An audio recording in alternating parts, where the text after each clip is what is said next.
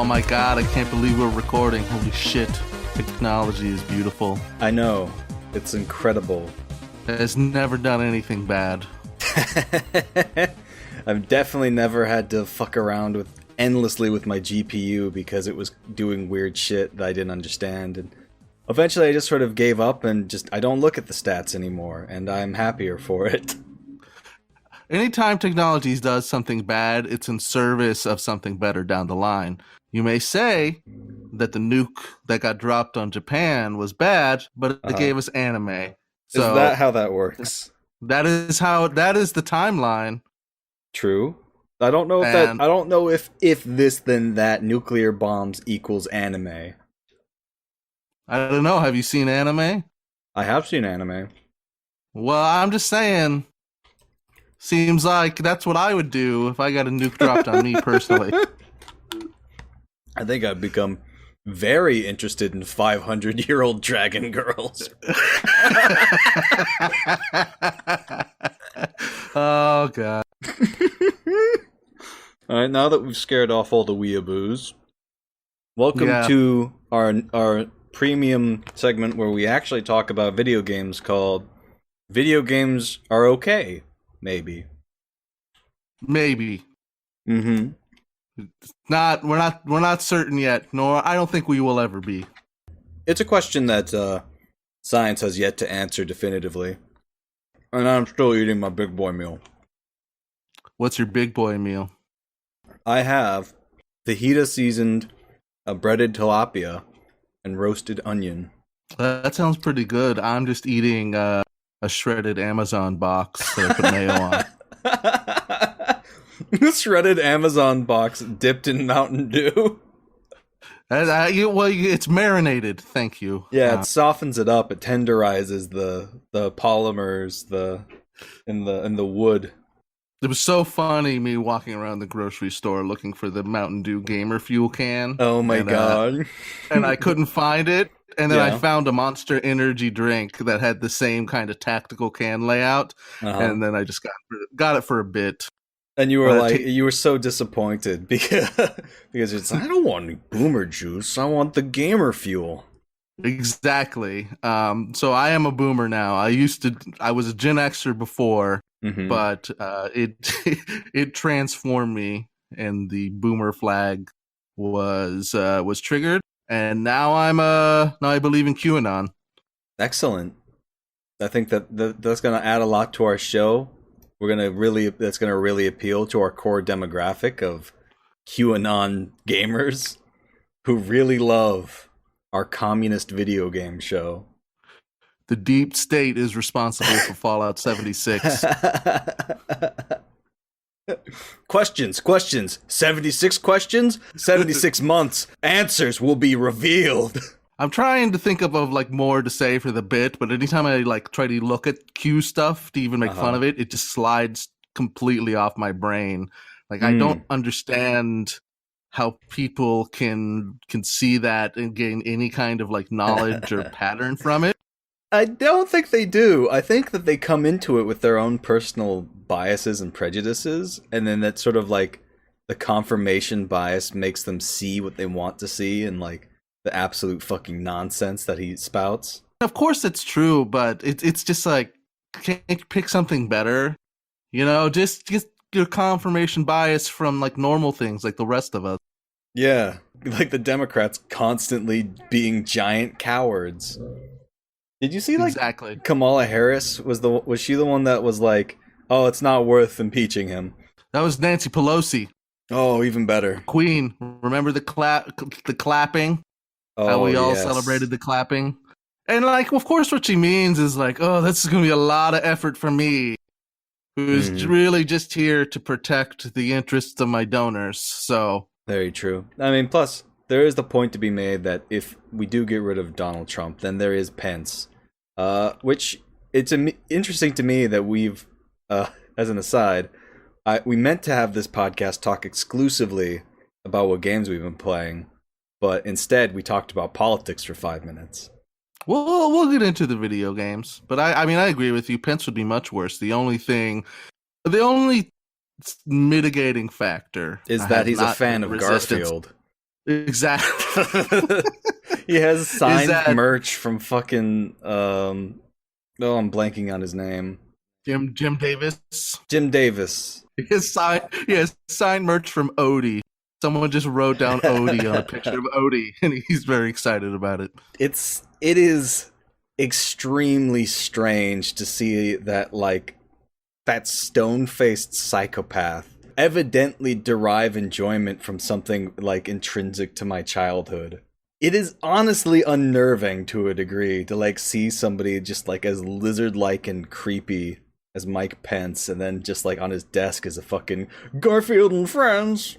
You know what I mean? Yeah, I think if Mike Pence became president, things would get the terribleness of the earth would accelerate much faster. And I think the reason for that is, of course, because then all the fucking Democrats would then pretend that he was respectable. Oh yeah, 100%. Nancy Pelosi would just be like, "Listen, I don't agree with conversion therapy, but the voters of Republican states do, so we're letting the states decide." It's just like, thanks for your leadership. You know, the Republicans, they want 50,000 volts, and the left, they want 0 volts. So we're gonna go 2,500 volts.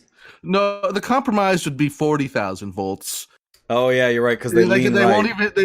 They won't even go halfway. They'll just be like, "Listen, we have gotten a 20% reduction in volts, and we're very proud of that." Yeah, and you political purists out there just won't stop criticizing us for our valiant work in negotiation and compromise with the Republicans. Okay, so let us transition inelegantly. Indeed, to the thing we meant to do. This show is meant to be us catching you up on all of the video games we've been playing recently, which have been a couple good ones and a couple that we disagree on. But I'll let Well, the ones that Reese has been playing on his own, I'll let him talk about those first, then the ones I've been playing on my own, and then we'll talk about the ones we've been playing together. all right, so I got my new PC up and running. Insurance paid for it, so thank you, insurance, for. No, you know what? No, fuck insurance. Thank you to the computer repair guy who wrote what I needed him to write for insurance to cover my PC. Hell yeah, that's class solidarity right there. But yeah, it's been a smorgasbord. I was really like almost paralyzed by my choice. I played a little Hitman 2. I'm going through that, but I don't got a lot to say about it. The first game I'd like to talk about is a game called Moonlighter, which is a pretty good game, but honestly, it what it is, it's like one of those item shop simulator type things, but you go into like a randomized Zelda dungeon, and you go in there and you sell the things that the monsters drop, so you can buy whatever you need. And honestly, it's a classic thing of actually running an item shop, running a business is boring. And that's kind of what I realized, is that like the first time you do it, it's like, oh, it's kind of fun to do this. And the second point is just like, listen, I just want to craft a fucking spear to see what it's like to play with. The combat's pretty good. Like the art is amazing. That's really why you come and play the game. And like I recommend it if it's on sale, because the capitalism simulator aspect of it isn't that much of a barrier. But really the fun part is the combat and kind of the figuring out how to deal with all the monsters and stuff like that. So that's the first game I've been playing. The game that's really kept... Wait. So let me get this straight. So half of the game is good and half the game is boring tedium. I would say that the good part is maybe more like 75%. Like you're spending a lot more time in the dungeons than you are selling. If you can just put all your stuff in a box and let your assistant sell it after you unlock something, and so that makes it a lot easier to deal with. Okay. But the art is beautiful. It really is, and that's kind of what kept me going, as I wanted to see what the next enemy looked like. Okay. All right. Next game. Let's keep it moving. Let's keep them snapping. Evil Within. It is a game that I had the reputation of being really bad Right. but I played through it and I thought it was amazing. It's by Shinji Murakami. I'm sure. Yeah, I'm sorry. I'm gonna look it up real quick. Shinji Mikami. You were telling me a little bit about the DLC. I don't know if you want to get straight into that or talk about the main game first. Well, I'll talk about the main game a little bit, Mm-hmm. just because the main game is so different. Right. Because the main game is a lot more actiony. Shinji Mikami is the kind of the master behind Resident Evil and had a hand in making Resident Evil, or it kind of was like, the brain trust behind Resident Evil 4, which is the best one. So Mm. it's very much in the same vein as Resident Evil 4. Not quite as good, but it has that same horror, action, survival kind of mashup that I think is really compelling. Like unlike I think most Resident Evils, it's actually scary in a lot of parts. There's an invisible enemy. This is kind of like the marquee scary moment for me, that just never there's no way to make it show unless it's attacking you, but you can see the footsteps in the puddles. Ooh. So you have to just kind of just have to like crouch and hide and listen to the footsteps. It's a very kind of sound oriented game. And I really enjoyed going through it. The story, I think, is goofy in that Japanese way, but it's kind of Then it's focused on that post-nuclear bomb way. I mean, I think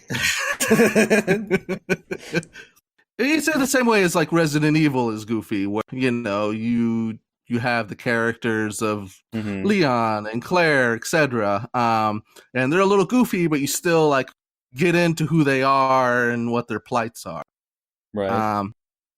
And it gets really actiony by the end, which I don't think is a bad thing, but I think I like the more survival horror aspects more. I think that's more interesting.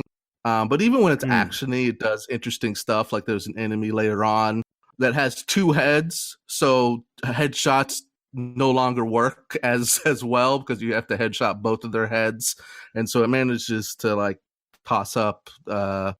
mix up rather the gameplay elements. And the DLC I really enjoy because it's not all sneaking and horror and kind of that survival aspect, but it's mostly that. And does a good expansion of the story while still keeping it mysterious. So I really dig Evil Within. Okay. You also told me that it has a weird foot obsession. Oh my god, it does. Not the first DLC, the assignment. Like the first time you encounter a zombie, you play as the rookie cop lady, right? And she kills a zombie by sticking her high heel through its jaw. Oh boy! And from that moment on, there's a lot of kind of like looking at her feet while she's stomping on zombie heads. There's a big monster that hunts you out throughout the entire DLC, and the first time you see her, she's like just like a weird like nurse lady, but instead of a head, she has a lamp. And like the first time you see her, it's like her like high heel, like red high heels, stomping past a vent in a very, I don't know, evocative fashion. And the whole game is just you listening to your own high heel footsteps and then listening to the monster's high heel footsteps and being like, oh man, those high heels are close. I'm going to get murdered around the corner. Think of how long it's been since that monster took off those shoes. That's what you're really wondering. That's the subtext. That's the mystery at the end of the game. I'm playing through chapter 2 now, and there's been no foot stuff, unfortunately. Oh man, that sucks. When you got like something weird like that, you just like. I honestly like the games that just lean 120% to the weird stuff. I actually bought DMC, the previous game in the Devil May Cry series. The remake?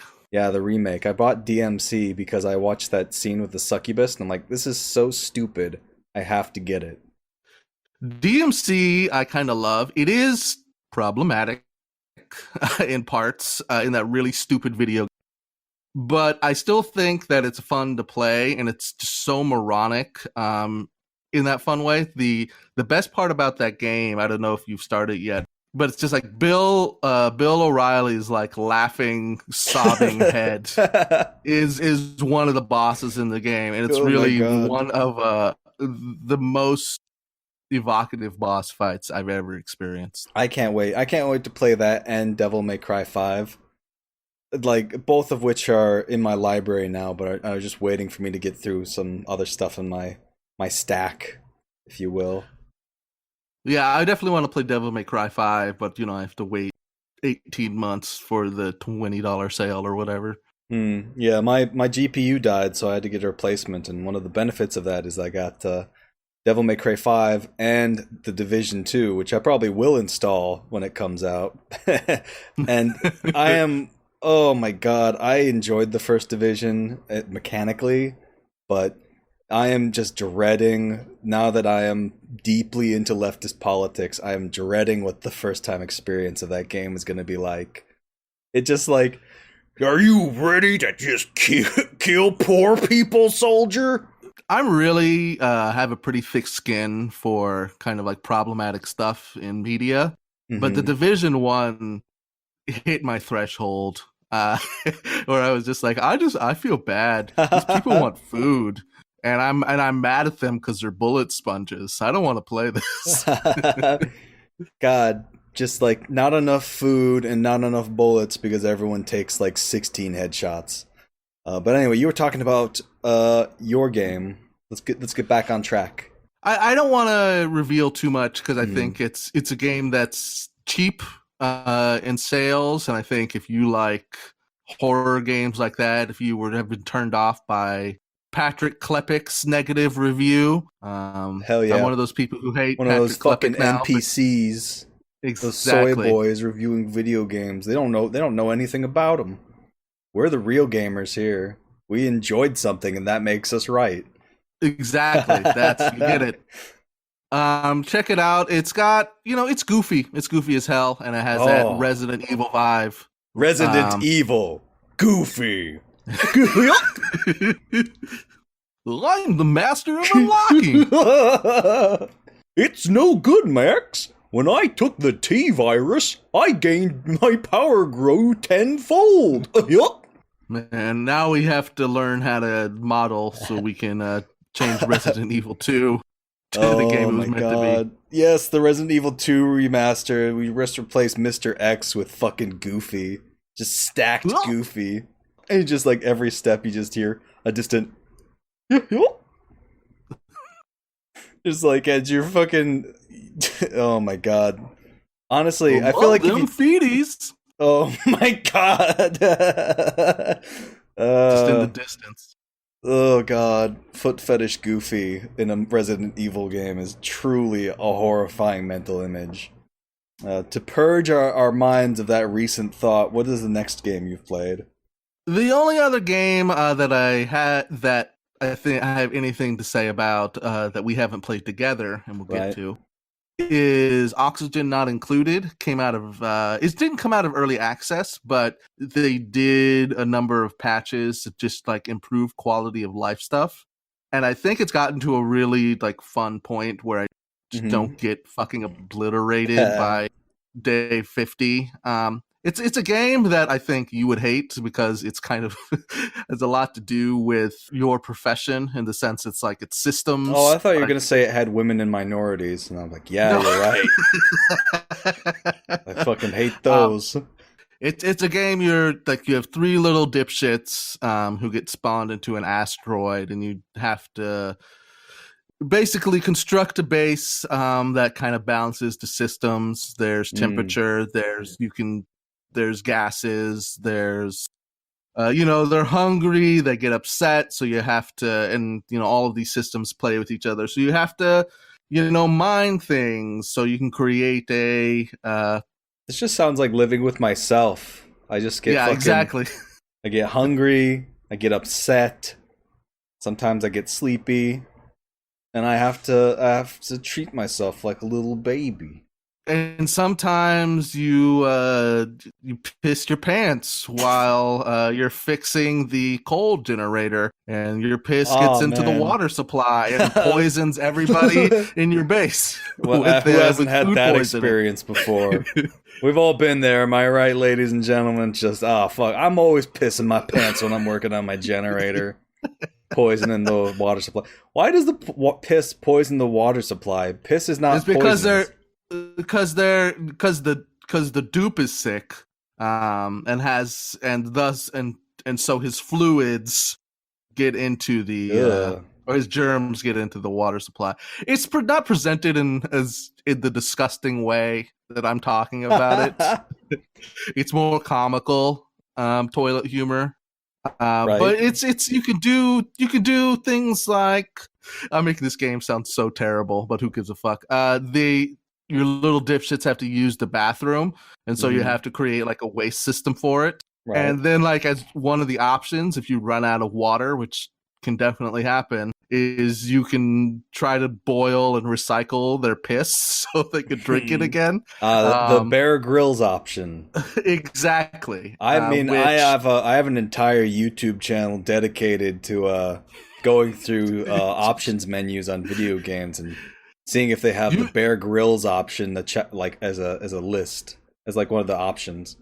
You're using Wi-Fi technology to purify it back to water. You're using Wi-Fi technology? Sci-fi technology.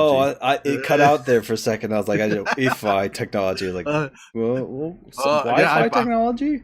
I'm pissing into the cloud. Oh my god! It rains my drink.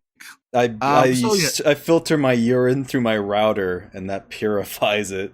And getting away from the gross stuff, it's just fun. That's not really a big part of it. It's, you figuring out how to use your resources to keep your guys alive. The big hurdle for me is that my colonists keep boiling to death because I can't wick away the temperature. I can't find an effective way of doing that yet. So I'm enjoying the challenge of constructing my base so it has a minimum heat imprint by kind of like knowing that it's going to be a problem. So I'm sealing all of my heat generating technology into one area, and then like quickly researching the insulation technology so that limits that, and putting my crops on the other side towards the cooler stuff. There's a lot of kind of like planning like that, and there's a lot of monsters that are roving around the asteroid that you can use to do they drink piss too? One of them does. Wow. They call it polluted water. Oh, okay. Which is also found in the asteroid, and it drinks polluted water. And you can feed, and you create a ranch, and have all these things that you feed it coal and it creates oil, or you feed it polluted water and it creates carbon dioxide, that kind of thing. So if you need these things, you can implement them into your base. And I don't know. It's I put about maybe 100 hours into it. I think it's if you like the simulation of creating those kind of systems, it's a fun way of gaming. So those are the 3 games that I've. All right. Well, I think that that was a pretty textbook description of the game, outside of lingering on the piss details, which we are the foremost gaming journalists on P games. I think the piss details are extremely important to know. I agree. To know about in advance. Exactly. I've been playing, I'd say, slightly less video games. I think, let me look through my list. I think I've only got like 2 to really talk about. Because which one has more piss in it? It's a good question. Probably Slay the Spire, maybe? I don't know if the only reason I say that is that it's got a bunch of different scenarios, and I don't know if one of them involves piss.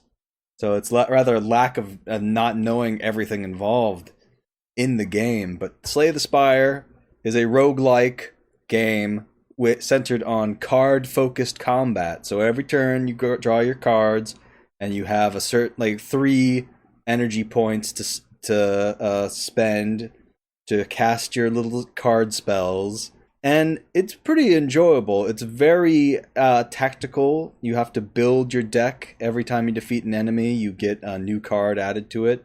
And it's very much a matter of balancing your blocks versus your attacks. And trying to think of funny things for it. I'm sure funny things happened in it, but like it's sort of like just an enjoyable way to spend your time, and I enjoyed playing it. I beat it, so then I uninstalled it. I've been curious about Slay the Spire. I haven't quite pulled the trigger on it yet. But as somebody who really likes card games, but is fucking sick of the monetization system in every card game on Earth, True. It seems like the perfect getting down to that, just the system of having those cards, the decks, and the fun of doing that stuff seems really compelling to me. I watched a little bit of other people play it, and the tactics of it seems interesting. And it seems like there's expansive stuff that you can do to, even after you beat it, you can are there like modifiers and things that you can do to kind of like create more value? Indeed, there are daily challenge modes that you can run. You can mod it with googly eyes, which Excellent. I think is probably the best mod you can get for it. Now we're talking. And then you can also, once you unlock it after playing the daily challenges, you can also do custom maps or custom scenarios rather, where you can. I'm not sure what is involved in that because I haven't done any of the dailies. I just played like the vanilla game because I'm lame. And I think it sounds like the most compelling part. It is. It's definitely a very fun challenge. But I think that for me, the urge to like challenge myself to it sort of like ebbed away after I beat it the first time. And now it's like, well, I mean, I beat it with one character. I could beat it with the other two, but I don't know if I really care enough because it has that sort of roguelike procedural story generation thing where it's like there really isn't a story per se. There might be, but like you're run to run, you're not getting like any story details or whatever. It's just the same things over and over. And so it is mechanically enjoyable, but I have just so many other games to finish up that I was like, well, I've had my craving for challenge satisfied. I've proven to myself that I can beat a video game, and that's good enough for me. Job done. Too, it sounds to me like we're both in the same boat here too, and like in general with video games and stuff like the tactical games like that. The most fun part is figuring out how to play that game, at least semi-optimally. Because like once you kind of figure out these are the best attacks, this is the best way to build your deck, this is the best way to handle these series of circumstances, the engagement level drops, even though those mechanics are still interesting and engaging. Indeed, and we'll get to a game that I think the real problem with it is that it doesn't have anything outside of the mechanics for me. Like the art is nice, the mechanics are very enjoyable, but it doesn't have that factor that can draw me in and keep me playing, which I would probably say is like an actual story mode or something like that, where, you know, like a compelling narrative. And we'll get to a game that does do that correctly, but for now, talk about my other game, I guess, which is I've gone back and I'm playing through Battlefield Bad Company 2, talking about games that have a slightly questionable ethics, a la the Division 2, where it is very much just like this action movie, military shooter thing, where it's just like it's almost like this is like made way before the whole kerfuffle with like a Russian interference in the election and the Democrats being like becoming like insane conspiracy theorists who all wanted to nuke Russia. And it's sort of weird playing this game where like your main enemy is the Russians, believe it or not, of one of like three different like one of three different nations that the US loves to pick on for its video games. Yeah, seriously. So you know, it was either this or the Chinese or the North Koreans, basically. But it's enjoyable. Like, I think one of the things that I've noticed about playing first-person shooters is that I really enjoy the mechanics of it. Like, while I'm playing it, I'm just like, this is fun. I'm enjoying myself running around this big, beautiful playground, shooting Russians. Mm-hmm. And then after I close the game, I'm like, oh, what was the story again? I can't remember anything that happened in that game. It's like they're all like these giant set pieces meant to like, I don't know, meant to engage you in the story, but it ends up being just like enjoyable in the moment and absolutely forgettable afterwards. Yeah, I know what you're saying because I played Bad Company 2, and I am struggling to remember a single thing about the single player. It's so fucking true. Like every first-person shooter I've ever played, with a few notable exceptions because I played them ad nauseum, I cannot fucking remember like what I did in those games, despite like really enjoying them. Well, I think too is that to me it really plagues military shooters because I can remember what I did in Half-Life, even though it's been a decade since I've played it. But I played through a bunch of the Call of Duty campaigns recently because they came with the PS3 I got, and I only remember a couple of the set pieces. Like I remember there's like a couple ones from the plane or whatever. I remember some parts with Kevin Spacey in Advanced Warfare because it's funny that Kevin Spacey's in it. Oh my God. Kevin Spacey's in it and also right because he's like, America is the number one problem in the world and we have to take it down. And I'm like, no, I mean, listen, this guy's a piece of shit, but yeah, where's the dialogue option to agree with him? Like just taking away my player agency to be like, yeah, let's blow up the US. Yeah, just take out the disc and break it in half to agree with Kevin Spacey. Oh my God. But yeah, like it's something I've noticed with games like these military shooters. It's something that even games that are sort of more interesting and thematically, I would say I struggle to remember what I did in them unless I played them like a million times, like I said. The only two games I can actually remember shit in is like Halo 2 and Call of Duty 2, because I played those games so fucking much that it's just like, it's muscle memory at this point, you know? Yeah, for sure. I don't particularly think, if I played through that game one time and then had to remember it 3 months later, I would struggle to remember what the fucking name of the game was.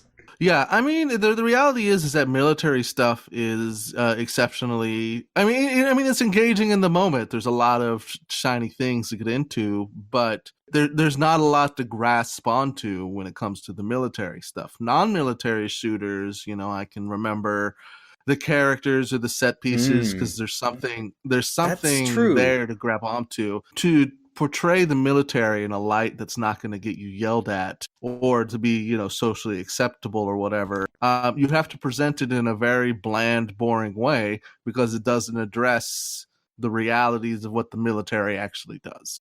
That's true. It is very it's a fucking shooting gallery with like little story additions added to it. You're just going through with your little BB gun shooting all the ducks that pop up. And that duck might be screaming in Russian or Chinese or Korean. But it's all, at the end of the day, it just feels bland because, it's basically, it's entertainment that is spoon-fed to you. It's what it feels like. It's just, you just turn your fucking brain off and just go into shooty bang bang mode. And at the end of it, the carnival barker is like, "You're a good American. Who's a good American? You are." But I think the only game that I think actually breaks out of this mold, for me at least, is, multiplayer shooters, obviously. Because, and not just like arena multiplayer, I'm not 100% sure about that, but like battle royales, and games like Arma 3, and I really want to focus on Arma 3 here, is that those are games that are essentially like they're less like this directed spoon-fed experience and more like toy boxes where you're just sort of thrown in and you and your friends make your own stories.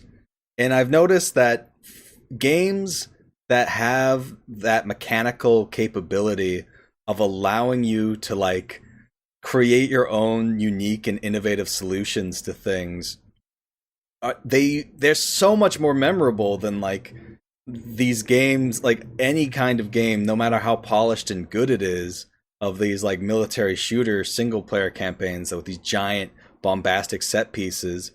Like I remember shit that we did in Arma way more clearly than any of these like Call of Duty games.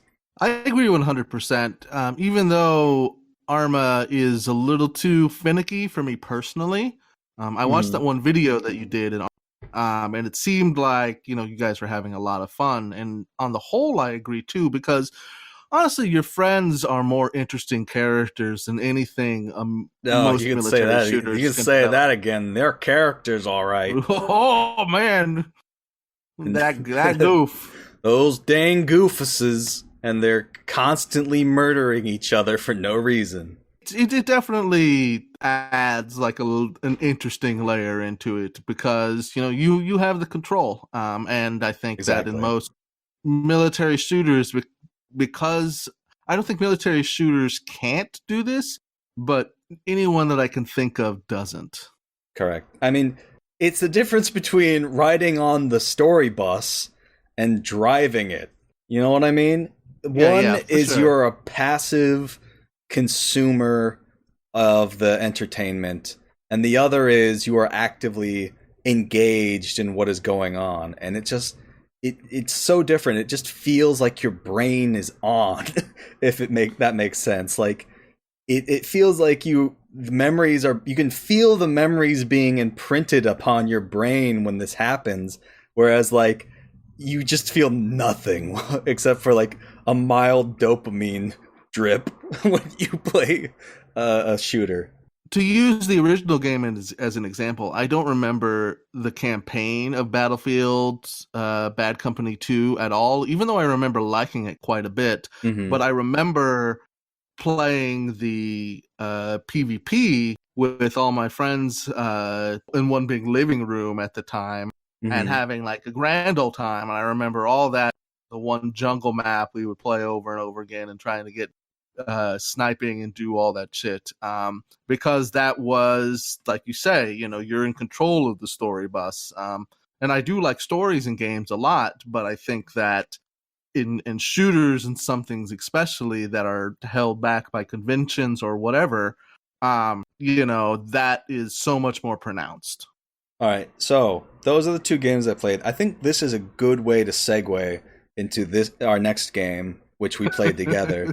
And I think this is honestly something I wanted to bring up in relation to Battlefield Bad Company 2, in that when we're playing Divinity Original Sin, I get that same feeling that I described in Arma, where I'm like, holy shit, that worked. You know, it's like the game is telling me stories, but I'm also creating like my own stories in the game. And I'm only allowed to do that because it's like the mechanics are there. Just to give a little bit of context, Divinity Original Sin is a computer role-playing game that has the novel feature of being able to play co-op.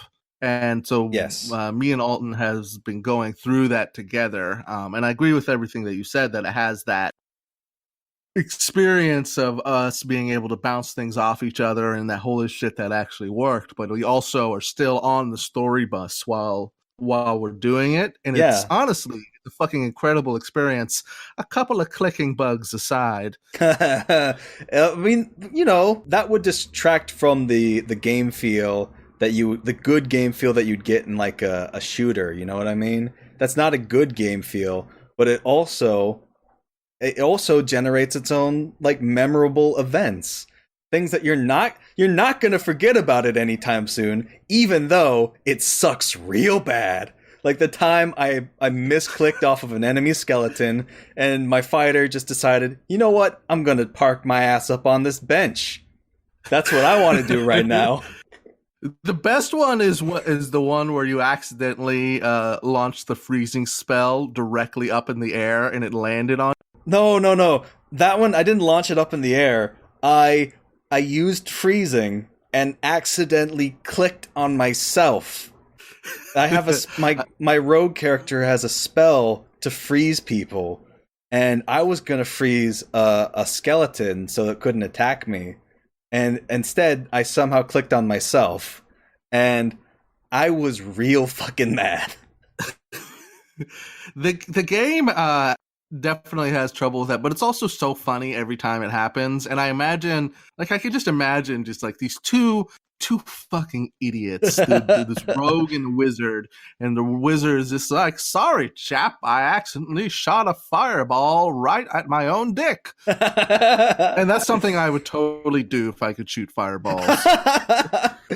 That's true. It's realistic. It's normal people. These aren't like heroes. They're just fucking stumbling over their own dicks, which is basically, that happens to us so often in this game, where it's just like, okay, it's action point based turns, and you can't undo the click once you've done the click, and it has this very helpful feature where it recenters the camera on your character immediately after you do an action and are preparing to do something else.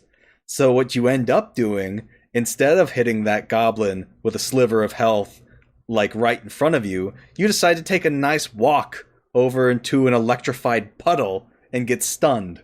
It's great. We love it. We love it so much when it happens to other people. Because it does happen to like the monsters too, which is, I think that's the joy of victory and the agony of defeat feature very heavily in that sort of dynamic where, yes, you get dicked over by like this game's systems pretty often, but if you're vindictive enough, you can make it work for you really well.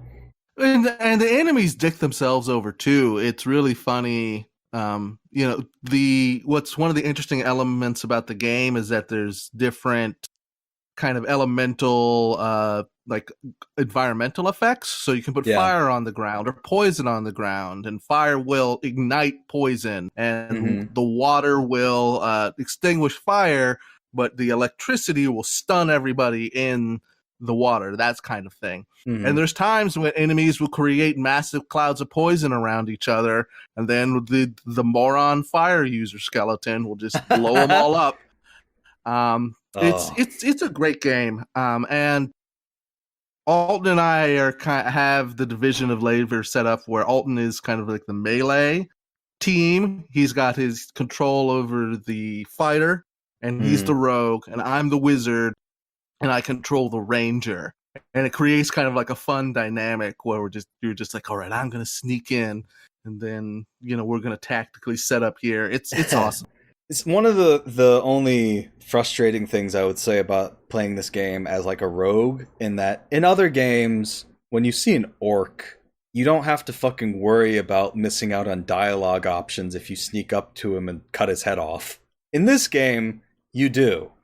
And so it's like, there are these moments in the game where we'll be like, okay, well, do we want to just go up and like talk to him first and see if he has anything interesting to say? Or do we want to like stealth kill them and we miss out on what they have to say, which is like, as like a completionist, it's just like missing out on those vital story nuggets is just like, God, I don't want to miss on my story nuggets, my story treats. But simultaneously, if we let him talk, then he's gonna summon like 5 skeletons and just absolutely fucking demolish us. Well, I agree that I want to gobble every treat. That's always true. Indeed. That I think that we've discovered that the story elements that we get by talking to them, it's never anything so earth-shattering that we would miss out on if we didn't do it. It's just like a nice extra bit of flavor. And then there's also some of the enemies, not all of them, when you attack them, you still get like the dialogue tree, which is a little bit jarring when you fucking stab somebody in the back and you immediately go into dialogue trees. Yeah. They're just like, oh, that stung. You're Hold up. just like, oh, you've wandered into my lair, and I'm just like my elbow deep in with my dagger in his ass. That's an image. Yeah. So far we've been talking about like how the mechanics lead to like these scenarios that are wholly unique. It's also the fact that these mechanics of like being able to choose how you solve problems, they really work themselves into the actual gameplay, like the actual story. It's like it weaves together in a way I don't think I've actually seen in a game before, where it manages to strike this balance between curated story and the player creating their own stories like within that.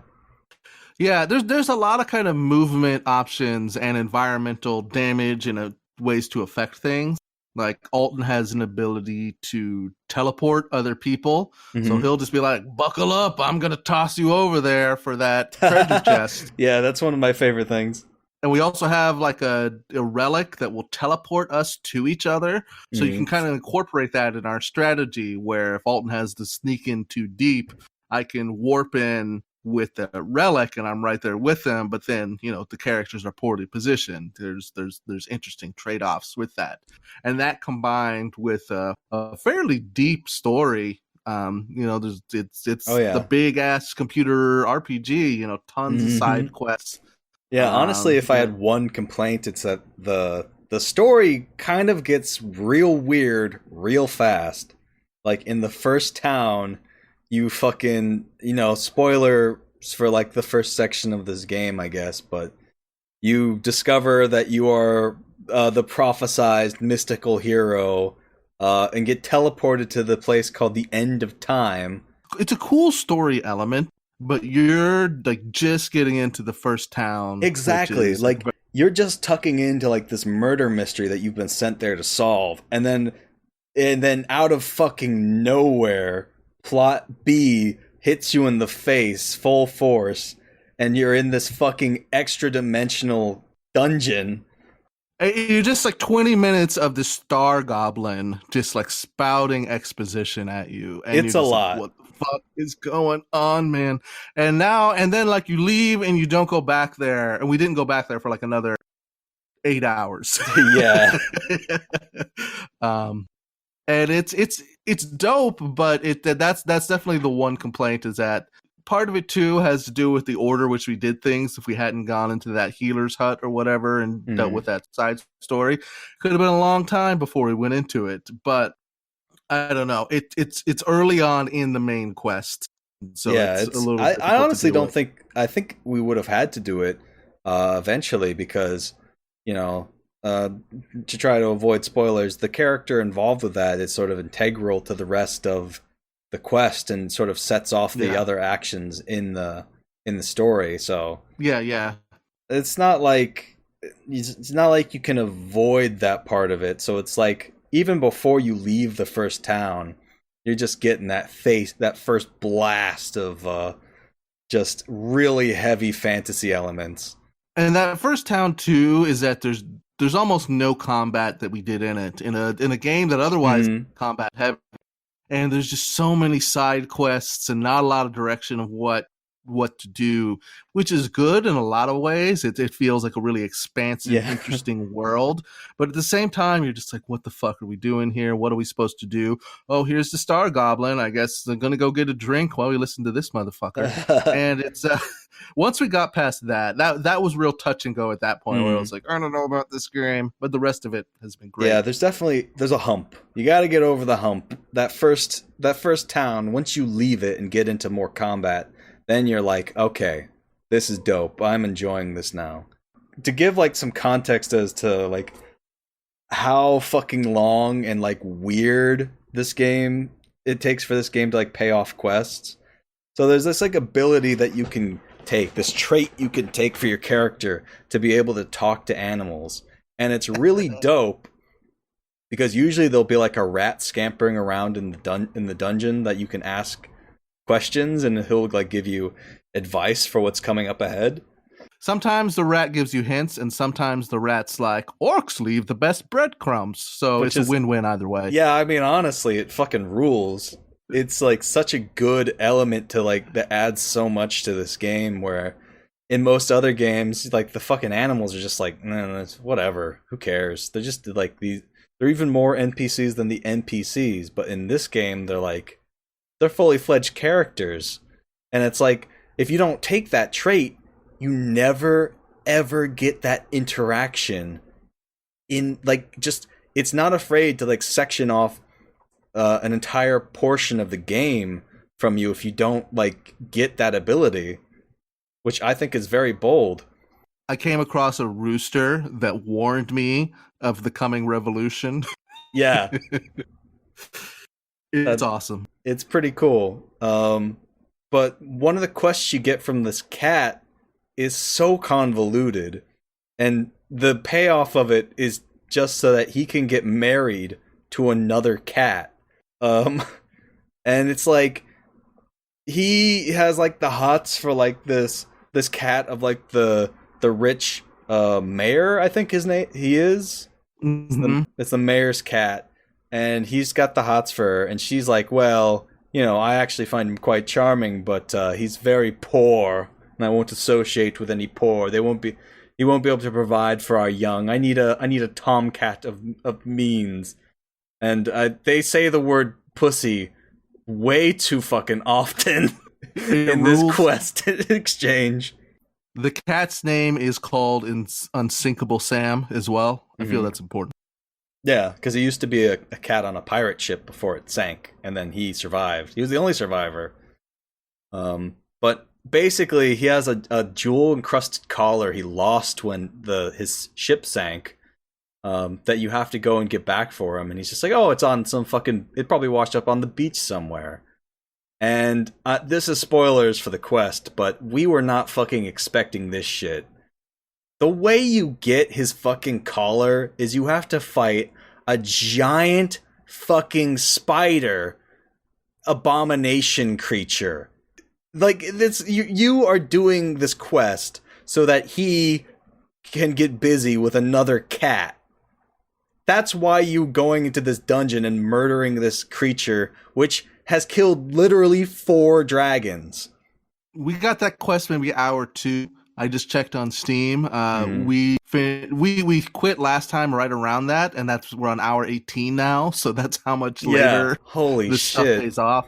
Yeah, like you have like these missions that pay off like so much later.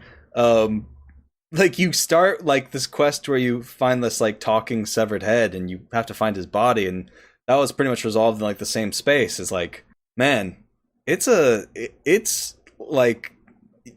really, really good, but it's sort of like you gotta be in it for the long haul. And I don't think that I think one of the things about it is that's kind of scared me off the first time I played it was the fucking scene with the imp where I'm just like, okay, this is sort of overwhelming. I don't know if I can make it through this.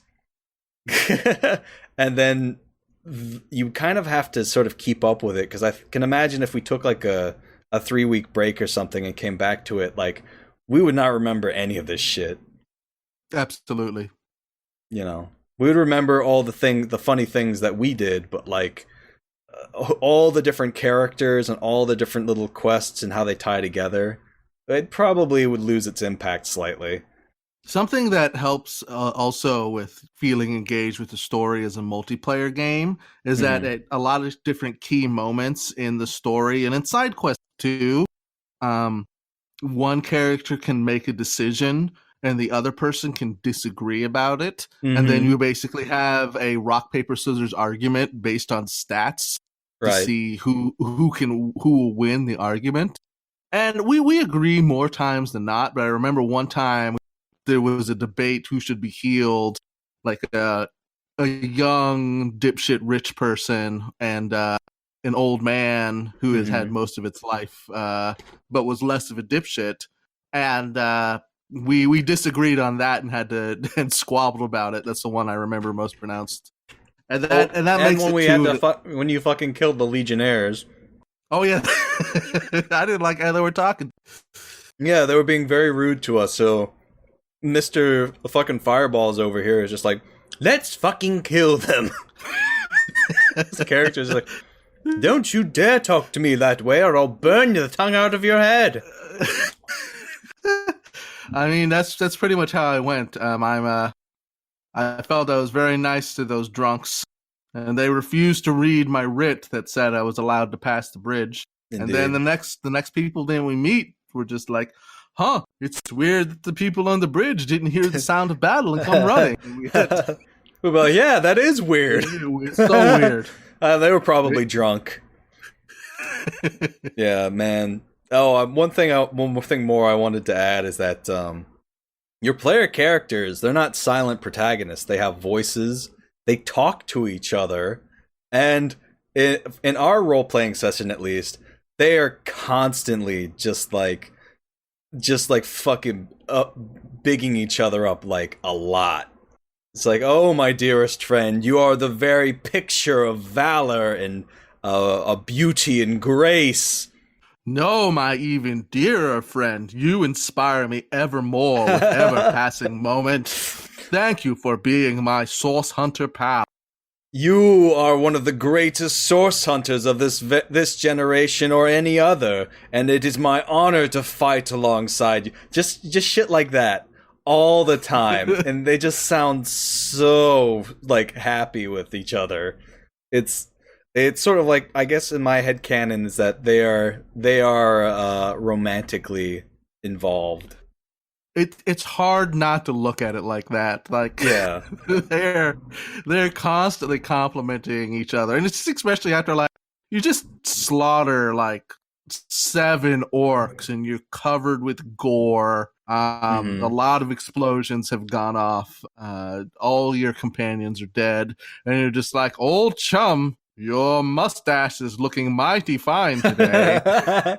Yeah, and I think one of the things that probably contributes to that is that I guess the dialogue options they give you for those situations aren't really great, because it's either like, oh, my dearest friend and longtime companion, we should go on vacation together and spend time away from this brutal land, and this like, or it's just like, you're a fucking dipshit and I hate you and your face is stupid and you smell. It's like, those are your two options. It's like, so of course we're not going to pick the second one, because it's like, why be needlessly antagonistic to each other? But like the only option that really leaves is just like writing sonnets to each other, which honestly is fucking hilarious. So it's great. Yeah, it creates a really fun dynamic, and sometimes we do disagree, and I think the stark difference, like it is true that it is not nuanced, but I think it's still fun in a really campy way, even when we are talking to each other. I think it works a lot better when it's us talking about the story and agreeing or disagreeing about the story. When we're just talking to each other about each other, that's when it gets really stupid. Yeah, I mean, I think it's honestly, I can't say it's bad writing, because honestly, it's so amusing. I think it's great, actually. I think the way they've written is like they've written you out of being a fucking coward and just being like, hey man, you're okay. You know, like something really neutral is not, you know, it's like, it's what people would probably say, but it's not nearly as funny. 100%. Well, we're running up a bit long on this, so I think we'll drop the other games we played for now. But I think that's probably for the best. You got anything else to say about Divinity Original Sin before we go and play it? Just on top of the other stuff that we talked about, I think that it's the combat and just the gameplay in general is pretty well balanced thus far. Like, I think so long as you know kind of how hard the fight's going to be and whether or not the levels match of the people you're about to fight. But if they're the same level as you can expect a challenge like consistently throughout. And And if they're one level above you, you were probably fucked. If they're one level below you, you're probably going to win. And I appreciate that, even though as we've grown more powerful, it's managed to keep pace and to keep it engaging, and it's not just us blasting and dominating. Yeah, the fight with the Pirate King really kicked our ass up until the point where we actually started thinking. Like actually engaging and using tactics to try and like isolate the Pirate King from his little skeleton buddies so that we could wail on him until he died, and putting up a smoke screen with a fire, which was not intentional. We were just meaning to like put fire in the way of like the path so they couldn't follow us, but it ended up shielding us from their long-range archers and their spellcasters, which is just like, when I saw that happen, it just sort of clicked in my brain. I'm like, oh my god, we could have been using this the whole time, and it would have been amazing. Yeah, 100%. And I mean, that's the thing is, but there's so much that you can use to interact with the world that sometimes you're just not thinking about the smoke screen when you have poison clouds and explosive arrows and stuff. Exactly. So it's interesting to be engaged with the tactics of it as you go through. Yeah, it's so strange to play a game where it feels like the interactions of these various elements are extremely important. When it's like normally when you play a game, you're not really thinking about like this deeper level of strategy, or like it's much more obvious how to use things. It's not like, I don't know how to describe it. It makes it feel more real. It makes it feel almost like a simulation. Yeah. It's sort of like Breath of the Wild has like all those little elements that go together to try and make it feel more like a living, breathing world. Mm-hmm. It just adds an extra level of play to the game that is incredibly fun. And that's nothing funny to say about that. Just we enjoyed a video game for once. So sue me. We did it, Reddit. We've become what we hated the most: loathsome gamers enjoying video games. Enjoying video games with feet in them. A lot less focus on feet in this game, but you can find smelly panties and wear them. Oh, we didn't need to reveal that. It gives you +1 charisma. Just like in real life. Just like in real life, if you steal somebody's used panties and wear... No, I'm not saying that out loud. I'm glad you enjoyed the episode. Yeah, so that's the games we've been playing. We'll be back to update you. Let us know if you enjoy this little premium nugget. I'll probably be up soon. I'm not going to spend too much time editing it. Just so we can get it out there quick for y'all. And we'll probably be doing another episode of... what do we fucking call it? Great question. I don't remember. It's the Video Game Magazine one. I'm gonna find it. He's looking for you. I'm gonna pull it up on Patreon.com. If Patreon will let me. It's not letting me. Patreon's not loading. Hold up. Patreon is loaded for me. We called it GMEM. Oh, Gamer Mags. Yes, Game Mags. I can't believe we forgot that name. Well, I mean, we added Z's to it to make it more intense and 90s. More extreme. I mean, the font is 100% in keeping with the game, the magazine we were reading. Yeah, we're going to do another one of those soon. I think that will be really fun. And look forward to our next episode, our regular episode, which we have no idea what it's going to be because basically scheduling has fallen through, and all the people we wanted to have on the podcast were like, I've got a busy day sucking my dick all day that day. I'm just like, oh, okay. I understand. Maybe we'll cut that part out. We do have that. We do have the Matt and Matt episode coming up. Oh yes, I've got that set up. I have yet to edit it, but that should also be good. You've completed the Herculean task of NPC episode, which a little insight into our production process was fucking bedlam and has turned out real nice. Yeah, it started off at like 2 hours and 20 minutes, and I cut it down to a neat and petite 1 hour and 5 minutes or something. That's how much I had to fucking cut that episode down. So hopefully you guys enjoyed that. All right, let's read the Patreon names and go play the game. Okay. Here are the pledges. Robert Miles, thank you. Oh, fuck me. Overly complicated display names are all that brings me joy in this hell. Thank you, Conky. Otherwise known as Conky. Nate M, thank you. Higgins the Seagull, thank you very much. We've actually played video games with Higgins the Seagull now. We have played Vermintide 2 with Higgins. It was fun. It was very fun. Thank you, Higgins. Robert M. Fenner. Tom DeVan, the video game man. You remembered it! Yay! I remembered my little mnemonic device for remembering Tom DeVan's name. Which, for now, we have to call him Tom DeVan, the video game man, or else I'm gonna forget it. Alright, Dissonant Dragon, thank you very much. Thank you, Dis. And last, but certainly not least, except for alphabetical order, is Jordan. Thank you, Jordan. Thank you, Jordan. Yes, Jordan of game shows. Whose game show is it anyway? Fame. Game show night.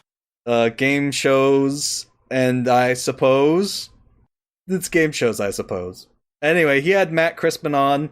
That was an interesting episode. Everyone should go check that out. He was also on a session, the Struggle Session, where he talked about Firefest, which that was a good episode. I have not listened to it because it's a premium episode. So, fuck you. Fuck you, Struggle Sesh, making me pay money to listen to things like we're doing right now.